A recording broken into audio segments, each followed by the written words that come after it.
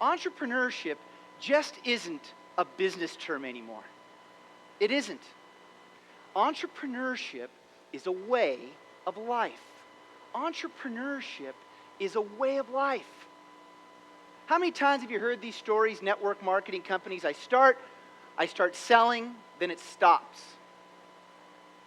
The only way that you will sustain it is by having that continuous opportunity mindset and that entrepreneurial spirit. Why? Because the days of jumping ship and starting over again, they're over. In today's economy, it's an economy that I call the wisdom economy. You see, we come from the knowledge economy over the past 10, 15 years. It's all been about knowledge, expertise. But what it's lacked is fundamentally our ability to sustain ourselves because of ethics, greed, things we'll talk about a little bit later. But the biggest thing is having this entrepreneurial spirit and embracing it, because that's what's going to allow you to grow and compete. See this picture? That's my dad. And my dad's 93 years old, and my dad's my hero. And my dad taught me to understand that entrepreneurship was a way of life. What did he teach me? Well, my father and both my parents are victims of Castro's revolution in Cuba. They were in Argentina. He gets a phone call from his mother and says, "Son, don't come back." Back in the 50s, late 50s, didn't have ATM machines, right? No long lines of credit. You had whatever you had in your back pocket. And my dad taught me that if you live with an entrepreneurial mindset and you learn how to see and seize opportunity, opportunity starts finding you. Interesting.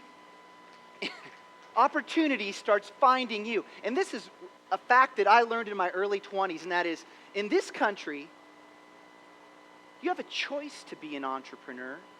Think about this. In this country, you have a choice to be an entrepreneur. But in developing countries, you have to be one just to survive. Now, most of you might ask, well, gee, there's a lot of immigrants that come to this country from all over the world, and what do? They succeed. Do you ever often ask yourself, why does the immigrant, the multicultural, succeed in this country?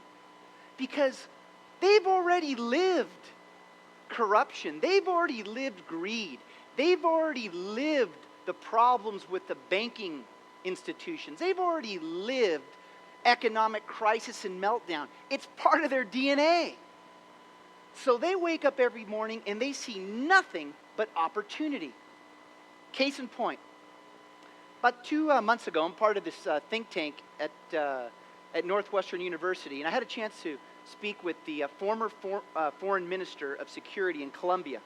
And I talked to him about this concept of the fact that in developing countries you need to be an entrepreneur to survive.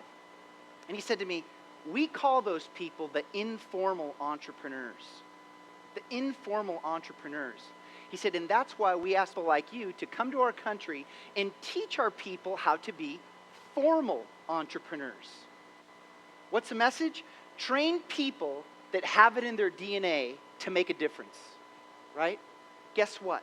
Right now, there's no negotiating. It must be part of your DNA. You can't escape it. Entrepreneurship needs to be part of your DNA. But here's another problem. Tell me what entrepreneurship means. Anybody? Okay, it's okay. Most people are confused.